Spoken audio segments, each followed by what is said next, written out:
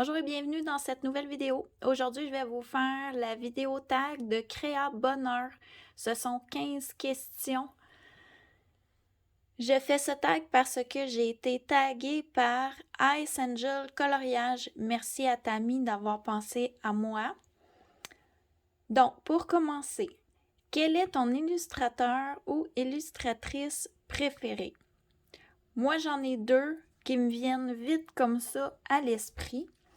D'abord, j'ai Amandine Young avec ses livres. Là, je vois que je suis pas bien zoomée. Hein? Attendez une seconde. On va essayer de rectifier la chose. Je m'excuse, je tremble, ça risque de bouger. Comme ça, c'est mieux. Donc, ici, on a le Blanche-Neige de Amandine Young. J'adore son univers. J'adore sa personnalité, son implication dans tout ce qu'elle fait. Elle met le cœur dans toutes ses illustrations. Ça paraît quand on les regarde. Quand elle parle de ce qu'elle fait, on voit que c'est quelqu'un de passionné. J'adore autant la femme que le travail qu'elle fait. Donc, ce serait numéro 1, Amandine, suivi de Carolina Kubikowska. J'adore aussi cette illustratrice qui a elle aussi un univers qui est différent. Les deux ont un petit côté, comment je pourrais dire? D'un côté, c'est comme un peu, je dirais pas romantique, mais il y a une touche émotionnelle qui va vers la chaleur, mais d'un autre côté, c'est un peu trash. Les deux travails se ressemblent sans se ressembler, mais l'esprit, je veux dire, la profondeur de ce qui est exprimé dans leur dessin se ressemble un peu, je trouve, c'est mon opinion personnelle. Je ne vais pas fâcher personne, mais c'est ce que moi, je détecte dans ces images et j'ai énormément de difficultés à aborder leur dessin parce que je veux donner l'émotion ressentie. Quand je regarde l'image, je veux la mettre en couleur, puis je veux que ça parle. Mais j'ai beaucoup de difficultés à le faire, donc j'ose pas tellement me lancer. Carolina, jamais colorié. Amandine, j'ai fait des PDF. Je me suis lancée dans certains, j'en ai fait quelques-uns. Donc, j'apprivoise son côté artistique, j'apprivoise sa façon de dessiner pour la mettre en couleur, puis un jour, j'espère aller colorier dans ses livres. Question numéro 2. Est-ce que tu préfères les coloriages mystères ou classiques? Présentement, je préfère classique. Je n'ai pas fait de mystère depuis longtemps. Mais là, il y a comme une vague, là, tout le monde en fait, ça donne le goût d'y retourner. Mais je préfère quand même classique. Le côté mystère, ce que j'aime, c'est le détente, pas cassage de tête en deux coloriages un peu plus compliqués. J'aime ça malgré tout. Question numéro 3. Combien de temps consacres-tu au coloriage par semaine à peu près? Ça dépend des saisons, ça dépend des moments, des semaines, de ce que j'ai à accomplir dans mes journées. Je dirais que chaque soir, j'essaie de colorier au moins 2 heures. Des fois, j'ai une petite partie de l'après-midi où je réussis à colorier en plus de ma soirée. Et les fins de semaine, c'est tant que je peux. Donc, à peu près, je dirais, mettons qu'on met un 2 heures par soir la semaine, ça fait 10. Des fois, j'en fais un peu plus. On va dire une quinzaine d'heures la semaine. Puis, la fin de semaine, j'essaie vraiment de refaire, je dirais un autre 10 à 15 heures. Ouais, c'est pas mal ce que je colore par semaine. Si on est en vacances, nous, on fait pas d'activités, des choses comme ça. On reste pas mal à la maison. Donc, j'ai beaucoup plus de temps à colorier. Là, je pourrais certainement colorier un bon 40 heures semaine si je suis en vacances. Question numéro 4. Où trouves-tu de l'inspiration? Mon imaginaire Internet, beaucoup, des livres, vraiment un peu partout. Ça peut être... une fois, j'ai fait des fleurs qui étaient super belles, mais je m'étais inspirée d'une image sur Internet où il y avait un crâne. Mais j'aimais les couleurs, le rendu. C'est pas nécessairement une inspiration vers l'objet que je vais colorier. Ensuite, quel est ton matériel préféré? L'aquarelle, feutre, crayon de couleur, acrylique ou autre? Moi, c'est beaucoup crayon de couleur et acrylique. Question numéro 6. Regrettes-tu un achat de livre? Oui, beaucoup même. Je dirais que je songe même à m'en départir. Ce sont les livres de Alena Lazareva. Là, vous voyez ici, c'est un imprimé parce que j'ai acheté d'une colocopine ces doublons. Dans le fond, elle a fait couper le livre. Elle m'a donné la deuxième section, puis elle a gardé la première. J'ai quand même colorié dedans, un peu. Ici, il y avait seulement, je vais vous montrer, ici, il y avait seulement que les citrouilles. Puis moi, j'ai fait, en haut ici, il y avait de l'écriture, là, c'était écrit genre, ici commence la deuxième section. J'ai décidé à l'acrylique de faire un dessin, je l'avais fait pour Halloween. Le papier est pas de qualité. J'ai de la difficulté à colorier sur ce papier. J'ai fait celui-ci aussi. Déjà moins pire, mais moins le grayscale. J'ai un petit peu de difficulté à colorier là-dessus. On dirait que c'est trop... comment je dirais? Là où il y a du foncé, tu mets du foncé. Là où il y a du pâle, c'est restreint. Ça nous restreint. J'ai un peu de misère à l'aborder. Bon, là, les autres, je les ai pas faits. Je vous dirais que, est-ce que je suis attirée par ces livres-là? Non, puis j'en ai plusieurs. Voyez-vous ici, j'ai celui-ci. Jamais commencé, puis ça fait 2 ans au moins que je l'ai. J'en ai un autre ici. Toujours pas commencé. J'ai aussi le 100... la compilation de ces 100 meilleurs dessins, genre. Le deuxième tome, je l'ai commencé. Je crois que ça va me suffire amplement dans ma collection. Je pense même me départir de ceux-là, les donner à ma soeur que ses enfants colorent dessus. Ça, c'est un achat que j'ai regretté. C'est pas mon genre de dessin que j'aime colorier. Ensuite, question numéro 7. Est-ce que tu as un ou plusieurs livres dans le ou lesquels tu bloques? Oui, j'en ai plusieurs. Les Carolina Kubikowska, on en a parlé. Amandine Young, on en a parlé. Aussi, j'ai les Thomas Kinkade dans le Disney. Pour moi, ça, ce sont des chefs-d'œuvre.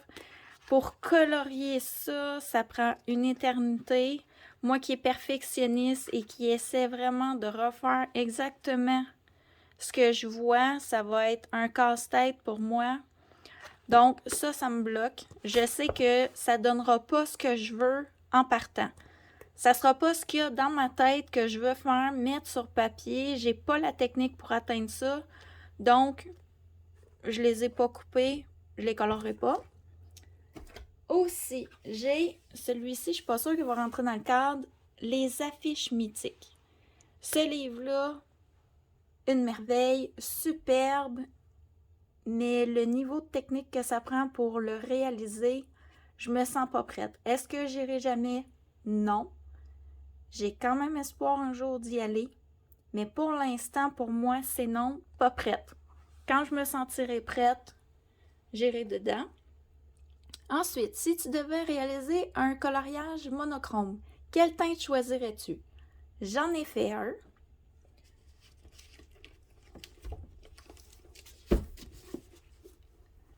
Dans le Dream Coloring, dans ce livre, j'ai réalisé celui-ci. Il est rose et rose, j'adore la couleur rose. Je vous dirais qu'en refaire un, je le ferais probablement dans des teintes bleues. Mais pas des fleurs. Les fleurs, il fallait que ça soit rose. Dans le temps, quand je l'ai fait, est-ce que j'ai la date? En 2020, j'ai fait celui-ci et le monochrome que je voulais faire, je voulais vraiment qu'il soit rose. J'ai choisi des fleurs. Aujourd'hui, je choisirais autre chose et il serait bleu. Ensuite, je suis rendue à la question numéro 9. Quelle est ton astuce blend préférée? Moi, j'utilise la vaseline. Ce produit-là, je l'utilise pour les mystères, pour les grandes zones. Je l'utilise aussi pour faire des fonds. Donc, la vaseline et l'essence sans odeur. Ici, là, c'est écrit Taltine. Donc, j'utilise ce produit-là, mais ça ici, je l'utilise pas beaucoup. Ça me donne mal à la tête. Mais ce sont les deux produits blend que j'utilise. Les crayons, je déteste ça. Je trouve que ça affadit la couleur. Je l'ai déjà utilisé sur des Prismacolor à mes débuts, mais c'est pas ma façon préférée. Je préfère soit l'essence sans odeur ou la vaseline, mais habituellement, c'est vraiment pour de grandes zones. Sinon, je fais au crayon de couleur et je dégrade moi-même mes couleurs. Là. J'utilise très rarement ces produits-là. Montre-nous un coloriage raté à tes yeux. Ah. J'ai cherché, parce qu'habituellement, un coloriage raté, j'en fais pas tellement, là. Je suis assez persévérante pour le rendre à mon goût avant de le lâcher. Des fois, c'est pour ça que je passe 2 semaines. Mais celui-ci, là, attendez, je vais vous le sortir. Ça va être plus facile de vous le montrer. Celui-ci, si vous voyez, là, on voit les traces de crayon. Le stylo gel, c'était pas ça. Ici, là, est-ce que vous le voyez, vous? Le papier à déchirer. Les polychromos sur ça, ça va pas. Ici, j'ai peinturé la fleur parce que j'avais commencé à les faire au polychromos. Comme ici, là. Et la première, je l'ai gâché. Le papier a déchiré. J'avais beaucoup, beaucoup de problèmes avec le papier. Le papier a tout gondolé. Je sais pas si en arrière, on va le voir plus. C'est du papier proche du papier d'imprimante. Je vous dirais, là, le rendu à colorier sur ce papier-là, c'est du papier imprimante. Ça me fait le même feeling. Il semble être un peu plus épais, mais il n'y a pas une meilleure qualité. Ici, là, j'ai mis du stylo gel. Le mauve. Ici, là, intermédiaire. J'avais tenté de faire un fond. J'arrivais pas à dégrader. C'était une catastrophe, ce dessin-là. Sincèrement, ça, c'est un raté pour moi. Et pour retourner dans ce livre-là, il va falloir que j'imprime. Puis il faudrait que j'y retourne parce que je suis démotivée, là, comme j'en ai raté un, le premier. Mais un jour, je vais y retourner. Je suis quand même persévérante. Ensuite, montre-nous à l'inverse un coloriage réussi à tes yeux. Attendez une seconde. Dans le Botanicum. Maria Troll, au début, j'étais pas attirée par ses livres. Je pensais jamais colorier ça, mais je suis tombée en amour. Ces deux dessins, pour moi, ce sont des dessins réussis. Parce que il y a des jeux d'ombre, de lumière. Et ici, là, le fond, je trouve que je l'ai bien fait.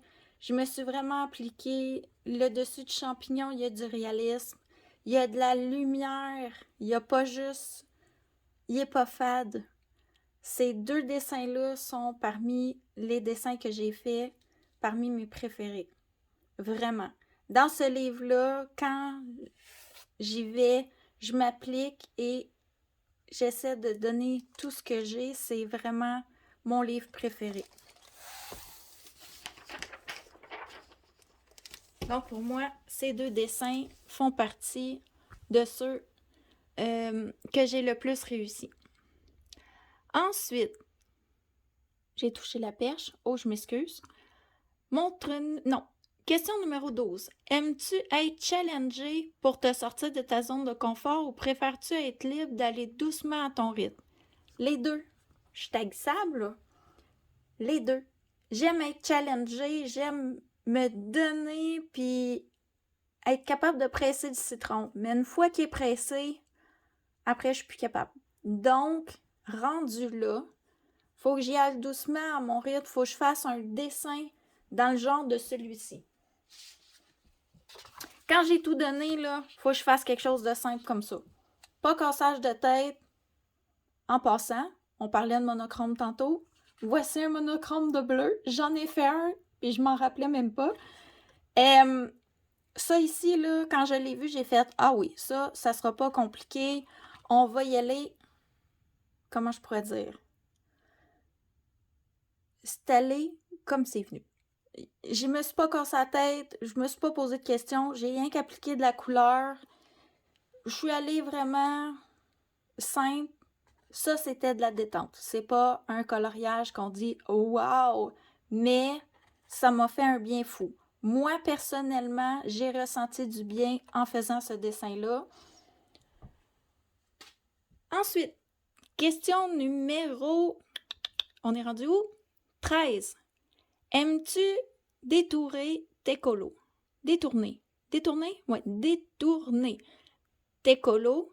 Cacher un fond existant, par exemple. Oui, je le fais souvent. Quand je ne suis pas satisfaite du dessin de l'illustrateur, quand il y a quelque chose qui me dérange, je le cache. Comme ici, là, sur les côtés, ceux qui ont le livre, c'est la fête. Je vais vous montrer ici.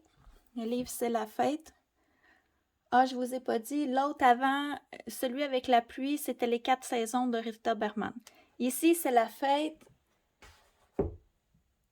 Sur les côtés, j'aimais pas. Il y avait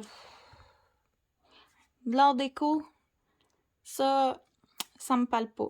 Donc, j'ai caché avec du Posca, peinture acrylique, tous les petits dessins sur le côté.